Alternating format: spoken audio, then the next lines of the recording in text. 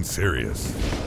You know, as I look back and I ask myself, why'd I purchase that first tract of land? Well, I don't think my story is much different than most. I've always loved chasing deer, and up to that point in my life, I'd hunted whitetail on public ground, I'd hunted them on land that I'd leased, and I'd hunted them with outfitters. And while all these methods provided some memorable adventures, I came to realize you can't grow and hold what you can't control.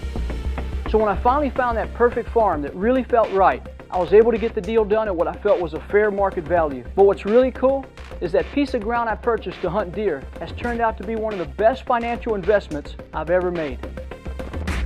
Dan's farm back in 1998 was a total of 110 acres. At the time, you only had one 36-acre field to play with, and it was already tall CRP and brome grass. Knowing this, he set out to put a food plot located in an area of the farm that the deer would come to eat before dark, and to keep them safe from outside pressures. In the first year of ownership, Dan was dead set on keeping all outside and uncontrolled pressures off the farm, so that was priority number one. As in most cases, there's always a few culprits that need to be caught before they stop looking for sheds, morel mushrooms, arrowheads, or even rocks. Either way, human pressure is directly related to danger in the eyes of deer. Most importantly, mature deer just don't tolerate it. I spent a lot of time both off and on stand, observing and journaling how the deer were using the lay of the land. There's no way around this step.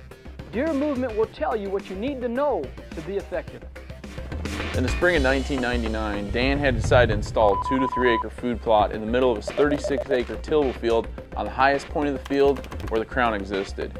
This allowed the deer to stay within the safety of big buck acres until well after dark, and as well give the deer a reason to get up and feed early. Where I put in this clover plot was the result of observation and confirmation. I hunted several other locations on the farm that provided visibility of a 36-acre brome grass field in the middle of the farm. I didn't understand why the deer would merge in an area that provided very little food value. But when I actually explored the ground, I pinned down the location by confirming where the majority of trails came together. By year 3, Dan identified a sanctuary, selectively cut trees to rid the area of overgrown canopy so the undergrowth would grow back really thick.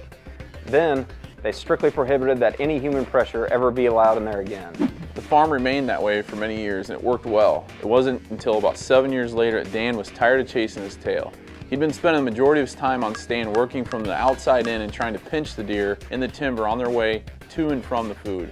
Dan viewed the food plot as being a food source to slow the deer down until dark on their way to the neighboring ag fields. That's when he put up the ranger station. Now, I was able to hunt in the food, both morning and evening, and I was able to contain my scent and obscure or conceal all movement. The following year was around the time Dan was presented with a new opportunity as well as a new problem. First, his longtime neighbor gave him the chance to purchase the bordering 80 acres. He was eager, but he wasn't quite sure he could swing it, so he made a couple calls, peeked at a few spreadsheets, did the math, and made the addition to big buck acres. Second, the box blind plan was working great, but it still had one flaw. Most of the mature bucks just seemed to walk the edge where the clover met the brome grass, which resulted in a lot of passed opportunities and a few longer than desired shots. With that, the only thing that could be done was to make the field an hourglass shape, so the skinny part worked in conjunction with the blind. The hourglass shaped plot was a minor detail, but it led to extensive success stories in its immediate wake. The blind, along with the forced pinch point, were truly a game-changing combination for Dan on BBA. About that time, it was realized that the type of cover and bedding provided by the brome grass could be significantly improved through controlled burns. Once burnt, the ashes would help neutralize the soil for new warm season grasses that Dan was planting for the brome replacement. When planned strategically, warm season grasses can reduce the distance big bucks travel from bedding areas to feeding areas.